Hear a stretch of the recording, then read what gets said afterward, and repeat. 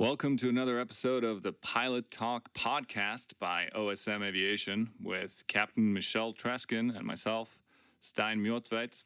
We are two commercial pilots and flight instructors with a shared passion for aviation and the aviation industry.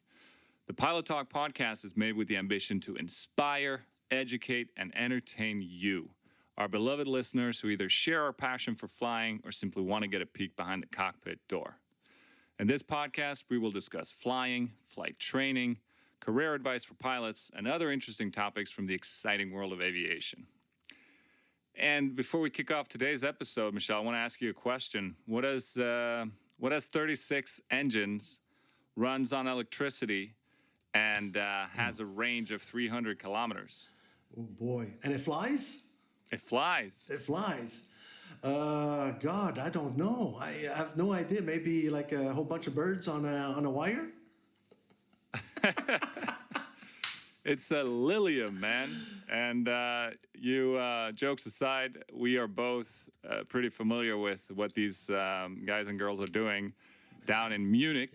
Yeah. They're creating a electrical vertical takeoff and landing aircraft, and it is made for regional mobility. Yeah. So from city to city, shorter distances, on demand, eventually on demand at least, maybe scheduled to begin with. But they've made it pretty far, founded 5 years ago, and in 5 years, they want to be ready to go to market. Incredible. We have Oliver Walker-Jones with us today. He has been working with Rolls-Royce before. Now he works with Lilium. And I think you guys are going to really enjoy today's episode. Right, Michelle? Incredible. Put on your seatbelt, sit down, and enjoy. You are listening to Pilot Talk by OSM Aviation.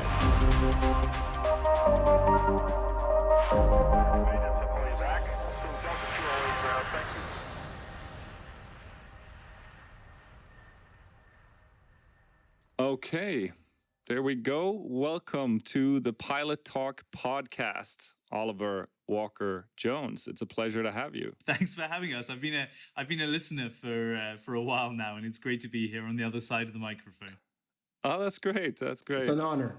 Yeah, it really is. And apart from having a really cool name, Oliver, tell us a little bit more about yourself and what you're working on these days. So I am the head of communications at Lilium. We're a German startup developing a vertical takeoff and landing aircraft that takes 5 people up to 300 kilometers.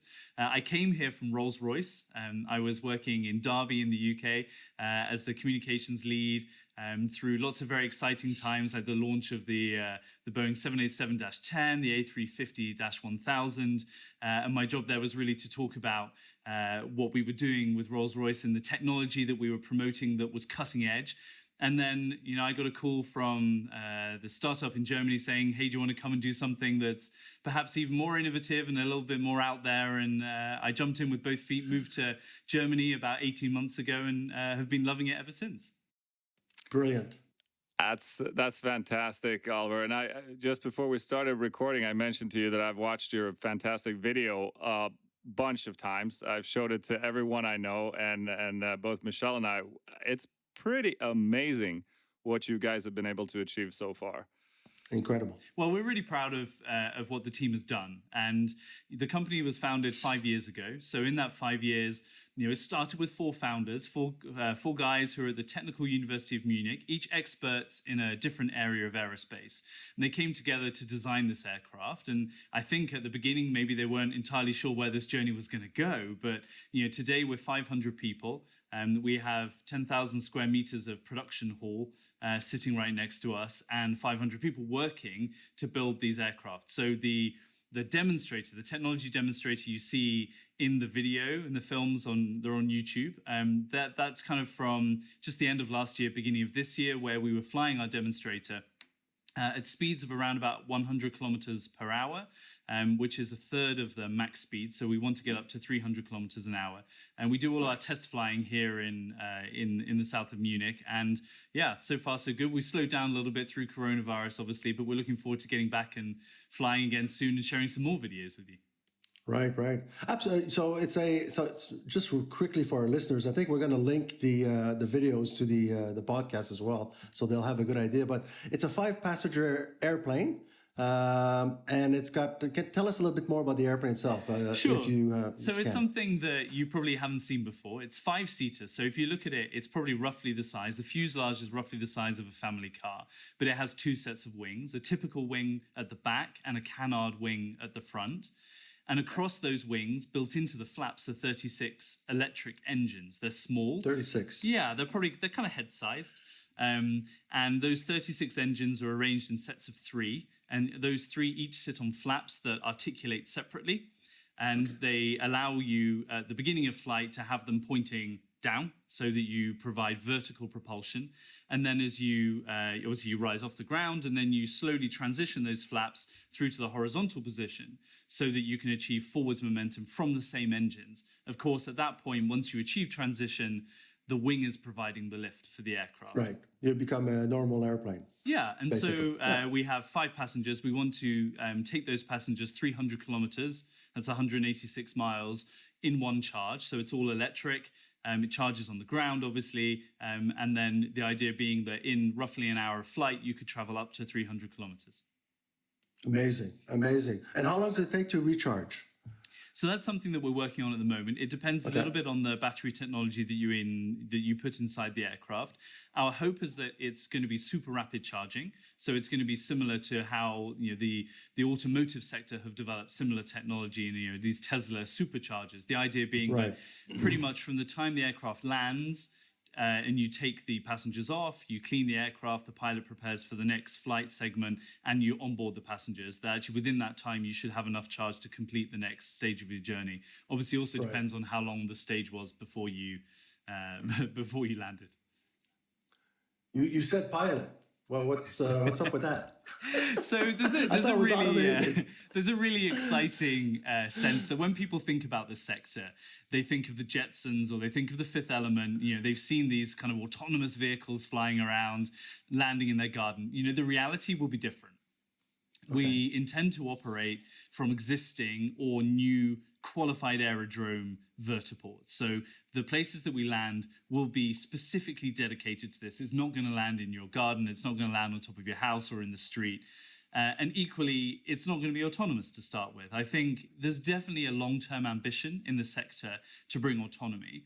And for us, that would mean taking that 5th seat and opening it up for a passenger. And obviously the business model for that's very good. But the business model also works very, very well with 4 passengers and a pilot. And if you look at the technology that's required for automation, it exists. That we don't need a kind of moonshot rocket, spaceship kind of moonshot development in order to deliver autonomy and autonomous flight. But actually, if you consider where the regulation is and where the public acceptance is, you're not going to see this on day one. So we plan to start operations in 2025. The regulatory world pretty much exists to allow that to happen.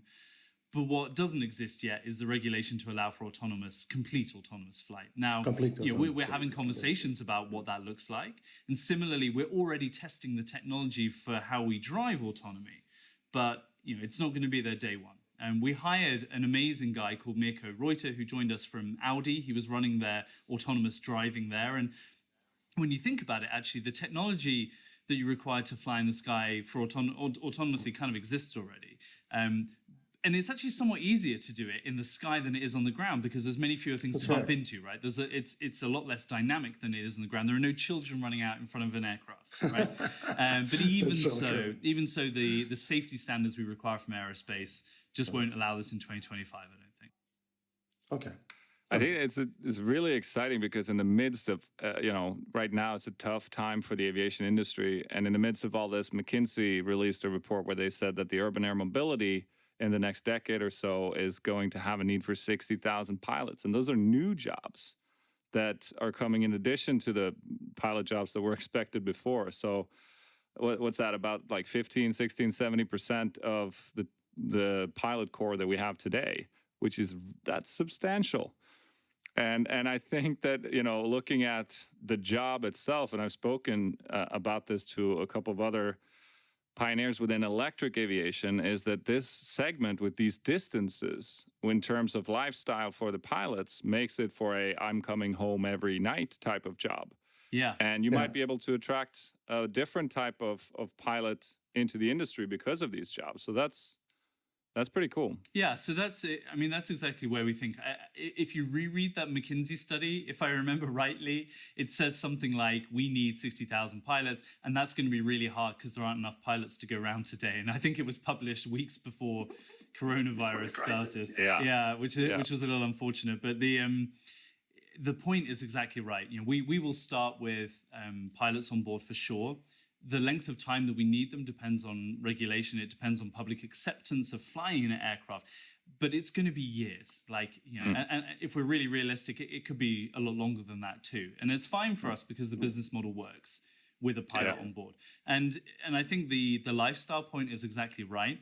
You know, we're talking about journeys that are 300 kilometers. So you're going to be starting at one base, going out and coming back, or, you know, maybe doing a couple of regional trips, but you're going to end up back where you're supposed to be at home. It won't be a trek out 2 hours to an airport. No. There won't be, overnights far from home. There won't be time zone issues. And for that, we hope it makes a much more appealing career for people. And perhaps it's a starter career for people that also want to, you know, start with smaller aircraft, work their way through to bigger aircraft. And, you know, we're talking in the moment about what that training regime might look like. And I'm sure we'll be taking people who haven't necessarily flown before on other aircraft and bringing them to do this. So the market is definitely there, and we think it should be an appealing opportunity for pilots. The other thing worth saying is, you know, the scale of what we're talking about matters too. So, you know, as soon as you start opening up a market in a particular region, let's say, you know, we take Munich as an example. You can get from Munich to, because that's where I am, you can get from Munich to Zurich, to Salzburg, to Nuremberg, to Innsbruck, and you can go to maybe 20 or 30 different places that we could put a vertiport network in. And if you do that and you take away the need to travel by road, or in some cases by rail, and people recognize that this is a worthwhile journey to make through the air, then actually the number of aircraft that you can operate increases substantially. We genuinely imagine, you know, in the early years of operation, sure, there'll be small numbers of aircraft, maybe hundreds of aircraft, but that could soon, if this takes off, metaphorically, would rise to tens of thousands of aircraft potentially globally running these kind of services in pockets, regional pockets. Right. So it's an air taxi service, is it? Kind of, yeah. So we kind of, air taxi is the word that people use, and I think they think that because it's like, you know, it's 5 seats, it's kind of feels like a car taxi. But it's important also to think that it's not going to be coming to your door, right? You're going to have to go somewhere to get on it. And equally, it's not necessarily in the first years of operation going to be specifically on demand. You know, it's not just going to be, great, get in, I'm going to Salzburg. It's probably going to be, actually, you know, there's a flight at 10 o'clock, there's a shuttle at 10 o'clock, I will get that, or 10:30, or 10:45, or 11. So it won't be quite as available on day one, but, you know, that's the end goal, is that, you know, we would want people just to be able to turn up and fly anywhere. Yeah. Those vertiports are going to be small anyways. Yeah, so you can check out on our blog. We just started a blog, and one of the things we launched it with was a look at what vertiport infrastructure might look like.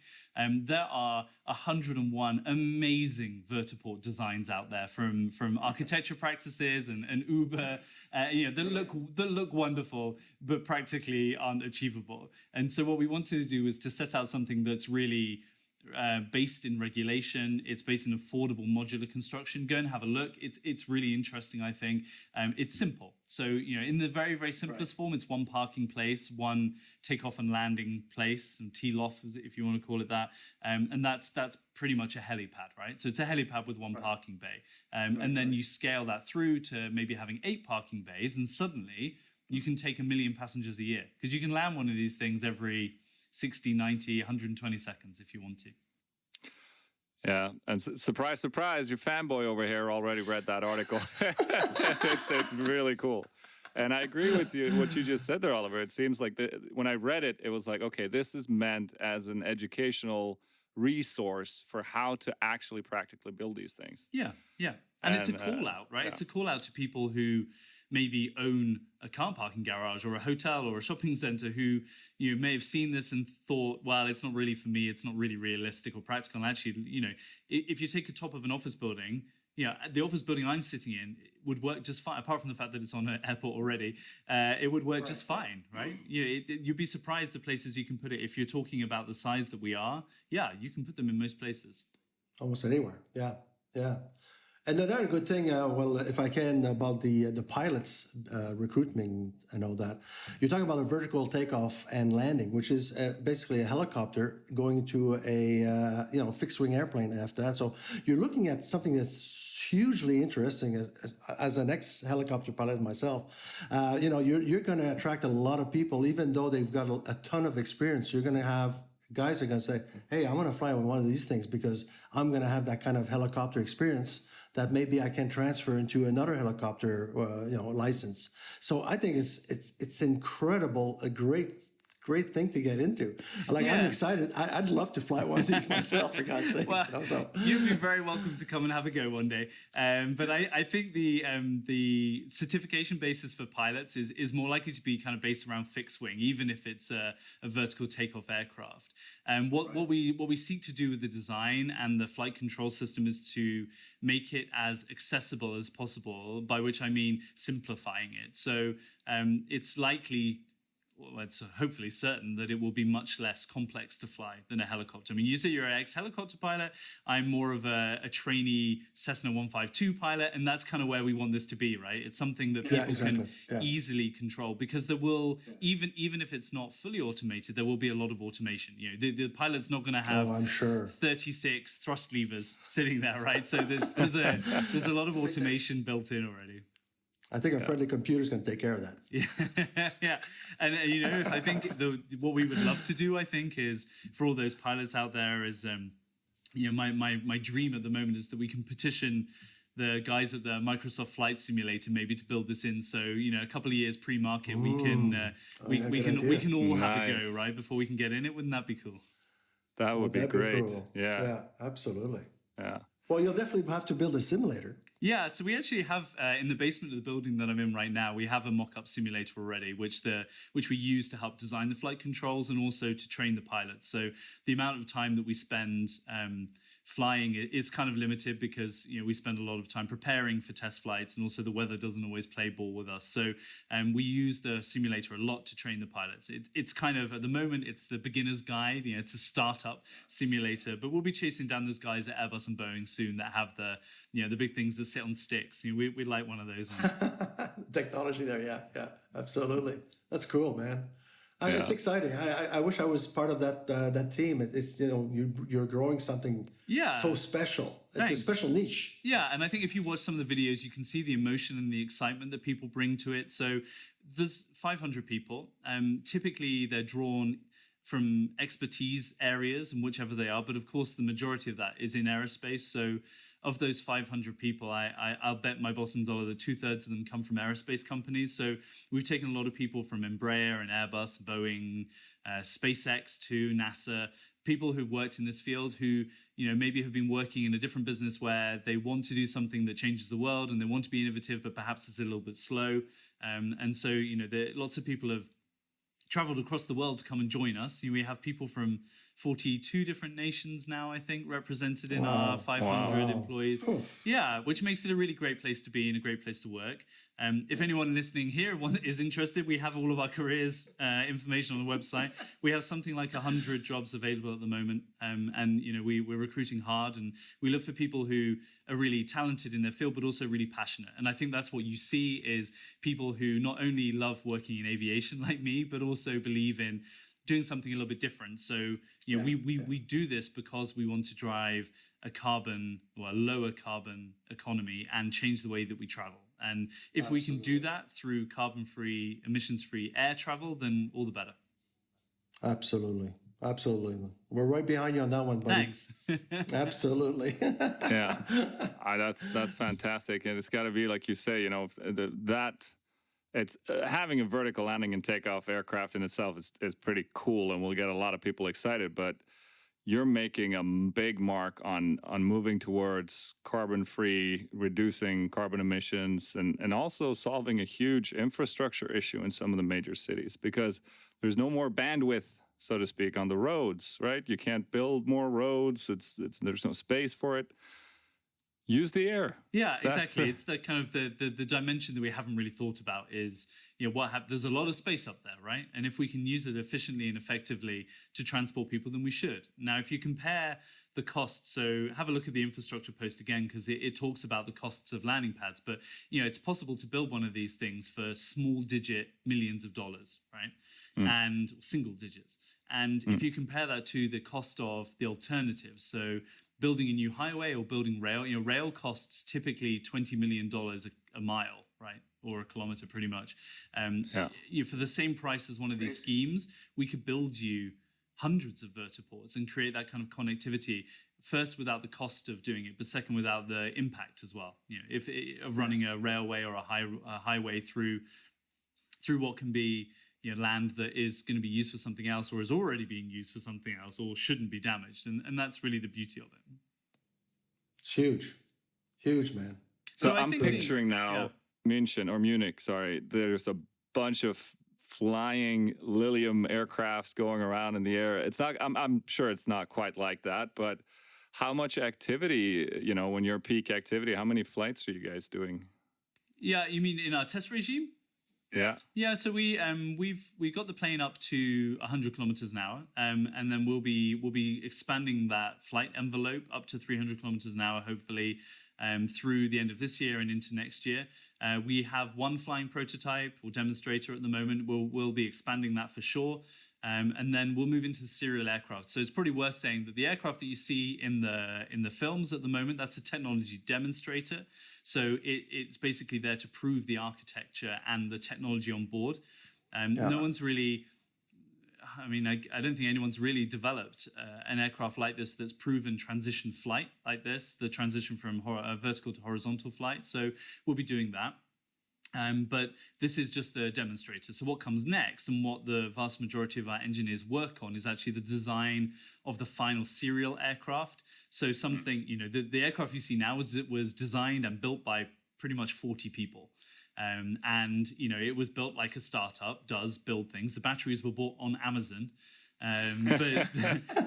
Cool. We have to accelerate very quickly, because we want to be as professional and as compliant as companies like Airbus or Boeing, in the next couple of years. And that journey from 0 to 100 is very rapid for us. So the design and the effort that we're putting into the final serial aircraft is about that professionalism. So we borrowed the systems, the design gates, the mechanisms, the regulations that are used in those mature aerospace companies. And really, we have a lot of work going on there. So that's when things get really exciting, is when we reveal that aircraft. It's going to be it's going to be the same, right? For all intents and purposes, it might, we might tweak the wingspan, we might tweak the cabin size a bit, but the general design, the architecture will be the same.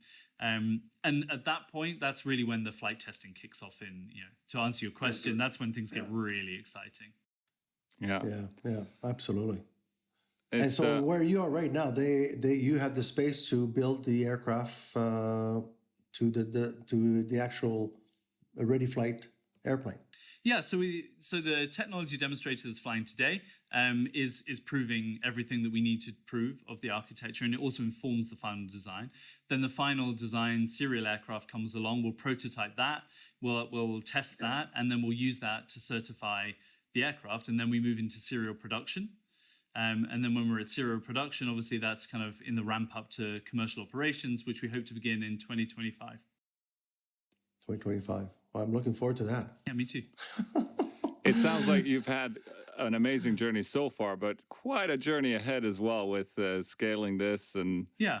No one really sets out to do what we're trying to do, which is to build a completely new type of aircraft and to build an entirely new aerospace company in 10 years.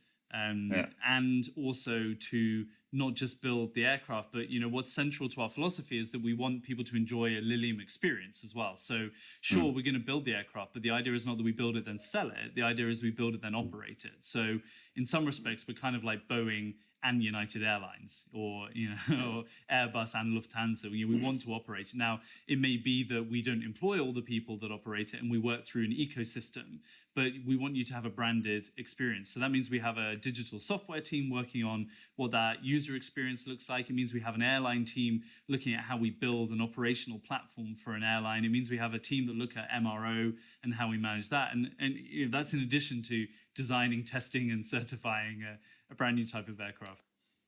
Yeah, absolutely. Well, what's on now that we know? Yeah, exactly. That's where I'm coming to now. Is you've done Lilium. I mean, the EVTOL 5-passenger. Well, what's on the drawing board right now for the future for Lilium? Wow. Have you already looked at something else? You think we don't have enough on our plate? I think the focus is very, very much on delivering this one aircraft. We're backed by venture capital, who they invest in us because we plan to deliver something very specific, and that's what we're bringing to market. If we can achieve that, that's enough for any one company. If you fast forward 20 years, I don't know, like the technology, the battery capacity will allow us to do things probably differently. Maybe the aircraft can go faster, maybe it can take more weight, and then you can start to iterate. But certainly for the first year of operations, we're absolutely focused on this. That said, if you look at the people who work in the business, we have some remarkable minds. Daniel, who founded the business, the CEO, he's one of 4 co-founders. He's legitimately a genius, I think, and he has all sorts of ideas. He has a kind of like Tesla, Elon Musk book somewhere tucked away, and he works on ideas. So I'm sure there's something else that he's working on that he'll come out with one day. I don't want to steal his thunder. It's probably under his pillow. Yeah, I think so. I mean, we actually just in our latest round of funding attracted investment from a company called Baillie Gifford. It's a Scottish VC firm who are the second largest shareholders in Tesla. I think they backed companies like Airbnb and Spotify and SpaceX, and for us, kind of attracting that kind of interest is a great endorsement of what we want to do. Right? Is we want to do something innovative. We want to change the way we think about it, and we are working in a traditional industry. Aerospace has a lot of tradition. It has a lot of people who've done things in a very specific way, and we have to kind of walk this tightrope between following the procedure and the regulation and all of the standards that you expect from an aerospace company, because that's critical to safety. But at the same time, going at speeds that the aerospace sector hasn't really seen before, and a volume that the aerospace sector hasn't seen before, and with an attitude that's a little bit different. So that's kind of who we are, and it's a really interesting journey because we get a lot of feedback from people outside the industry as well, and we have a lot of people that love what we're doing, but there are people that ask questions as well, particularly in the aerospace industry. That's pretty normal. Yeah, I guess so, yeah. Yeah, I can imagine that. I think that's what's your relationship now to the regulatory bodies? Do you have a close relationship with the EASA and the FAA? And yeah, so we have a really positive relationship with both. Obviously, the conversation with them began years ago, and we kind of came to them back then, to both of them, saying, well, here we are. This is what we plan to do. Here's the aircraft. How do we progress from here? And the conversation's always been remarkably supportive. We have an open door at both agencies, and they have been, I think, for considering it's a conservative industry, they've been really welcoming. The FAA obviously driving all sorts of conversations about it publicly. EASA just recently released their what's called the SC EVTOL, special condition for vertical takeoff and landing aircraft, which is the certification basis. And not only that, but even more recently, they released the means of compliance, which basically sets out very clearly not only what standards you have to reach, but how you reach that. And that's been the result of them working very hard and very quickly to deliver that, but also listening carefully to the voices in the industry about what needs to be in those documents. And I think that conversation has been really positive. So, we speak to them regularly, kind of almost day in, day out. And, very shortly, we'll be looking at how we move through the various stages of DOA, POA through to certification. So it's the design organization approval, the production organization approval, through to actual certification of the aircraft. And that relationship will only get closer as we move towards that. And we plan to achieve certification, obviously, before we enter the market, but probably not considerably before then. So, sometime maybe to 2024-ish. Yeah. Interesting. I love the way you speak about these things, Oliver, because your organization, your team is a fresh breath into, we need to stir things up every now and then and try to challenge the way we've always been doing things. And at the same time, you have the utmost respect for the necessity of certain procedures in terms of maintaining safety. So, that's right. Yeah, thanks for that contribution to the whole industry. I'd just like to say. That's a real pleasure. Yeah. Thank you. I think the critical bit that we need to get to the public is an understanding that the safety levels that we are going to achieve are the same as the commercial airline safety standards, right? This kind of 10 to the minus 9 factor that people will recognize in this audience is that, that's where we're aiming, and that's what the standard calls for. In fact, in many ways, it's more stringent than it is on a large aircraft because there's no single point of failure as well. And so if you can achieve that, and you can persuade the public that this isn't just this isn't the drone that you bought down the shop that you can stand in your back garden and it crashes every now and again. But I think it's a hard challenge, and I genuinely we don't take it lightly. The community acceptance of this kind of technology is going to be really hard. So the safety, persuading people that the safety of something they've never seen before is there and the same standard, that will be hard. I think it'll also be hard because there are a lot of companies working in the field, and things will go wrong from time to time. And people will crash test aircraft, and batteries will burn, and we kind of need to survive those things. And then the other element, of course, is noise. And we didn't really talk about that yet. Is if you want to operate in an urban environment, we can't be a helicopter, right? People will not accept helicopter operations 24 hours a day with good reason. And so the decibel level that we target is one which will allow us to meet the regulation to operate basically day in, day out, night in, night out within a city. And we think we're kind of uniquely placed in some respects to achieve that with the aircraft design. So the engines that we have, 36 electric motors, they're ducted fans. So the majority of people working in the sector use open propellers. We use ducted fans. And what the duct allows you to do is to capture and dissipate a lot of the noise before it leaves the aircraft. So you can use liner technology to do that. Equally, we've been playing around with how you manage the blades and how you design the blades to minimize the noise profile of the aircraft. And we're confident that we're going to be, if not the quietest, then one of the quietest on the market. And actually, we're looking forward to demonstrating the noise at some point. Once we get our aircraft back up and flying, we're going to be sharing that noise profile, because at the moment, one of the things that people really want to see, in fact, hear, is a video of these aircraft flying, right? Because no one has a perception of what that sound is, and we need to fix that. It'll be a different sound as well. Yeah, of course. I mean, smaller engines, higher frequency, right? Yeah. Brilliant. I can't wait to see it. It sounds like you've been thinking about everything. We've been trying. We've been trying very hard. Yeah. Yeah. Well, you have to, I guess. It's an interesting perspective, because I think that every single airport I've been based at for a longer period of time, there has been some neighbors that are not thrilled about the fact that there is an airport next to where they bought their house. So. But do you think, vertiports, for someone like me, I'm one of those early adopters. I'd love to see this thing in the air. I'd love to fly it. I'd love to travel with it. But what do you see, where are the biggest obstacles here? Because it sounds to me like when it comes to the regulatory side of things, you planned it out really well. It seems feasible. You got a good dialogue with the EASA, with the FAA. You have a fantastic team full of talented people with tons of experience from the aerospace industry. So do you think that area is going to be where the most friction is going to show up, like establishing vertiports, getting the traffic going? Or I think all of them probably in equal measure will come to challenge us from time to time. And of course, probably one area that we didn't touch on is supply chain as well. We need to build up a really effective supply chain, have that working really well and effectively to ensure that we actually have aircraft that we can fly. But we're working on that too, and we just made an announcement about that this last week.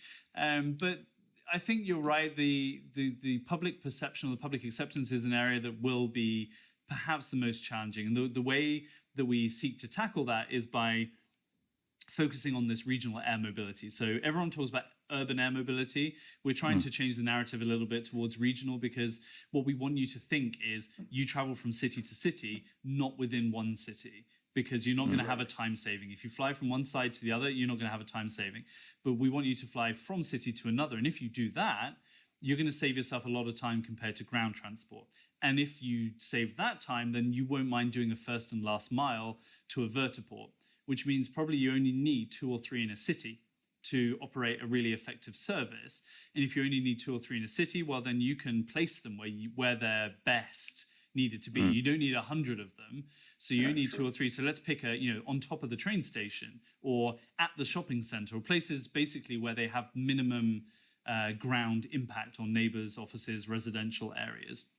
Similarly, we're also looking at using existing infrastructure corridors. So if there's a railway that runs through into the city centre and stops at a train station, you can fly over that railway, and therefore you minimize the ground impact of the sound, right? The noise impact.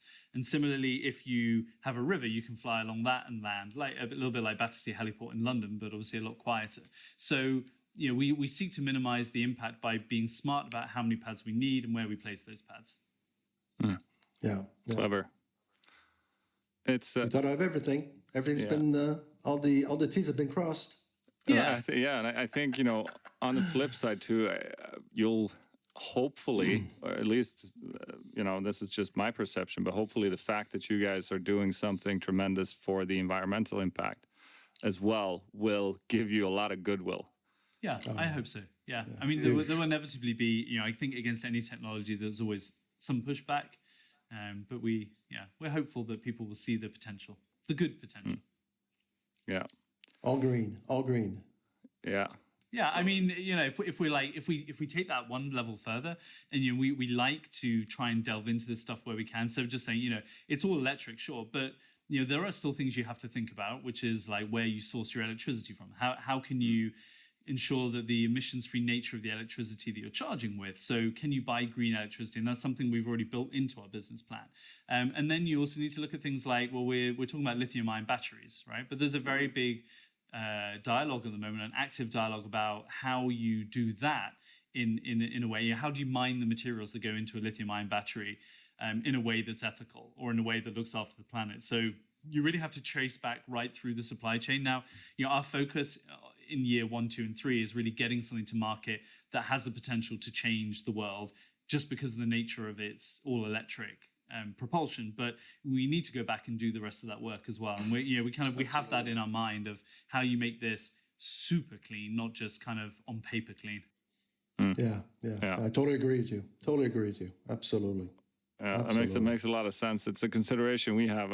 We want to also start using fully electric aircraft for the ab initio training, and just like you said, there's not just the emissions from the flight itself, but emissions from building the aircraft, emissions from where's the energy come from. If it's a coal factory that generates the electricity, well, then it's a paper exercise, like you said. So, important things to consider for sure. Yeah. Pilot Talk with Stein Mjotvid and Michelle Treskin. So you're a bit of a pilot yourself as well, Oliver, right? So I actually started my training in the UK.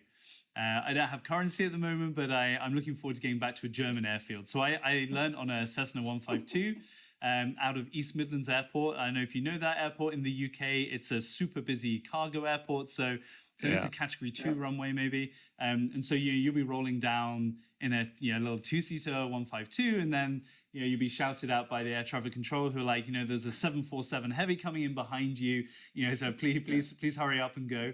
And it's controlled airspace. There's a power station on the final approach that you're not allowed to overfly. I'm like, it's pretty terrifying actually as a learner pilot sitting here, behind people doing circuits in 737s or whatever it is. So, but the German system is fascinating. So obviously, it's as you'll know, the PPL system works across Europe, and so I can pick up and fly here. The air traffic control is kind of half in English, half in German. You can do it in English, but a lot of people still speak in German. But every airfield has, by law, has a manned tower. So there is always somebody there to talk to. None of this kind of like stuff. Certainly in the UK, where you just manage yourself basically visual out of an airport. There is somebody in every tower, and there are a lot of it's a really healthy system because I know what it is in German now. My German's beginning to take over with Segelfliegen, which is gliding. Gliding is a huge sport here, partly because of the geography, partly because of the history. You know, it's a really big thing. So you find a lot of people, and you know, we have a ton of pilots in Lilium. You know, people who don't do it necessarily for a living, but actually, you know, they just love to do it in their free time. You know, we have a receptionist that does it. We have an engineer that does it, and we have test pilots that do it. You know, everybody tries to fly, and we're actually at an airport. We're at the Sonderflughafen Oberpfaffenhofen, which is a special airport just outside the south of Munich, and there's a lot of fun stuff that goes on here. Big and small aircraft coming in and out. That's cool. Yeah. We'll have to visit. Yeah, I mean, you'd be so welcome. You can fly in. Oh, yeah. Bring yourself in a small aircraft. Right on. That would be really cool. And then, you know, I'd have my eyes on that simulator you talked about down in the basement. Can we go? Yeah, absolutely. Yeah. Come Let's see if see they us. go inverted. Yeah. Well, of course, it's entirely. I'm told that it's entirely plausible, right? With an aircraft that you have ducted thrust, so you can vector thrust. You can basically turn it however you want. You can do pretty much anything with the aircraft and hold it in almost any position. Now, we're never going to do that with passengers, but there's a lot you can. Yeah, I'm looking forward to those days. You know, I love those drone shows that they do out in, particularly out in Asia at the moment, right, where they get 100 or 200 drones all in synchronized flight. Oh, They're yeah. like, we're going to do Fantastic. that. We're going to do that one day with the Lilium Jet. You know, we'll get 10 of these things. Yeah, have them on an automated program. Yeah. Oh, that'd be cool. Yeah. That'd be super cool. I'm looking forward to that. Yeah, me too. Yeah, that's great, man. That's great. Super duper. It is. And I think it's just been a real joy to talk about what you guys have going on, Oliver, and the progress that you've made. And I think the boldness as well, you know, you guys are pretty vocal about what you guys are doing. And obviously it's to gain interest both from the public and also from investors and so on and so forth. But that really puts a bit of pressure on you as well. Yeah. Is that pressure? I don't know. I imagine that your team sort of thrives in it a little bit. Is that right? Absolutely. It's a startup, right? We thrive on pressure and we hold ourselves to a higher standard. I think we are purposefully vocal because we're creating an industry and we have competitors who aren't, and that's also cool. The other dynamic is that we're a European company in what is basically an American ecosystem. So many of our competitors are based in the US. A lot of the venture capital world is based in the US. A lot of the hype about future technology comes from the US, and deep tech companies, you know, companies that spend $1 billion or $500 million developing a product pre-market, they don't really exist in Europe. There are hardly any of them. So we have to fight for a seat at the global table, and we have to be a little bit more vocal about it than perhaps we might be if we were in the US. And so, yeah, we get held to a standard as well, and people ask a lot of questions. But, you know, the proof is eventually in the pudding, as we would say in England. We have 4.5 years left till we want to enter the market.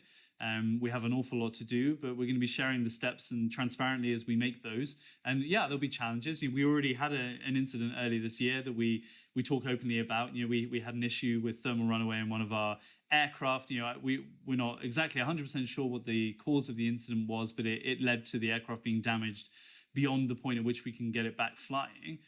But you know, look at SpaceX and their space rockets, right? Yeah. Look at Tesla and the electric cars they developed. You have to go through some of this in order to learn, and we learned a huge number of lessons from that. And you know, we want to be sharing this transparently so that people can see not just, you know, how exciting it is, but also how hard it is, because you know, we it's not the easiest journey that we set out on. No. I really, truly believe that that's something the world needs more of. Just, you know, being completely open about, you know, true innovation comes with failure, and there's nothing wrong with that. Absolutely. There's a lot of lessons to be had in it. You know, it's part of our daily environment at a flight school as well. We have all these ambitious people that come in and want to become great pilots. And, you know, obviously they want it to go really well every step of the way. So it's very important to learn how to accept failure and see it as part of growth and as part of learning. And I just commend you guys for that. And from us as well, it's really exciting to be able to get a peek at what's going on and the journey that you're on. I mean, you know, maybe not everybody's as excited about aviation as we are, but I know that for sure that a lot of the people that I've spoken to about Lilium and showed it to, many of them pilots, they are really stoked about what's going on. And so it's a treat. It's a treat for us that are not part of your team to be able to, You're very welcome. to join in. Come and see us next time. We'll do brilliant. this next time in real life, next to the aircraft, right? On the airfield, so people can at least hear it, huh? Yeah, that'd be so cool. That'd be so cool. That would be amazing.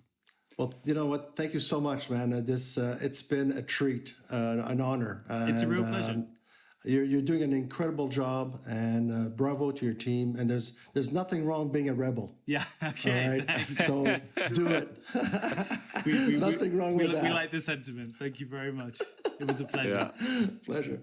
It was great having you on the podcast, Oliver. We'll be following you closely. We'll be cheering from the sidelines. I hope that I get to fly a Lilium one day. Yeah, absolutely. I've got these images in my mind taken off from Manhattan, going to, Boston or whatever. That'd be beautiful. Cities. Right? Yeah. That'd be great. So we really appreciate you coming here, giving us your time, talking about what you guys have going on. And I think, before we wrap everything up here, is there anything else you'd like to say to the audience? Or? I don't think so. I think we covered most of it. I would just say, take a look through the website. Like, I don't think you really appreciate what this is about until you see the aircraft hanging above the ground. There's this kind of moment in the flight video where it just sits still above the ground, and that for me is like, that's magical. Oh yeah, it is. It is totally. It really is. Yeah. And you also mentioned this earlier. You guys have open positions out there. Yeah. You're looking for more talent. Yeah, roughly 100 or so. It fluctuates from time to time, but we're actively recruiting every day. And if have a look through the roles. If there isn't a role that matches your profile today, then there's also a talent pool that you can join. So you can submit a CV, and when roles come up, we back search through the CV bank and check see. Beautiful. So it's worth having a look. Absolutely. That's great stuff. That's great. Thank you so much. Real pleasure. Thanks, Oliver. Ciao. Thanks. Ciao. Pilot Talk, available on iTunes, Spotify, or osmaviation.com/podcast. And that's a wrap for today's episode. Thank you guys so much for listening. Don't forget to follow the Pilot Talk podcast on Instagram for behind-the-scenes material. There you can also send us your feedback, ideas, and questions, and we will have competitions from time to time where we give away free stuff. As always, you can find our podcast on Spotify, iTunes, Podbean, anywhere where you consume your podcasts, we should be found. And of course, you can also tune in from your browser at osmaviation.com/podcast. Until next time, our friends, blue skies. And happy landings. We love you. Ciao. Ciao.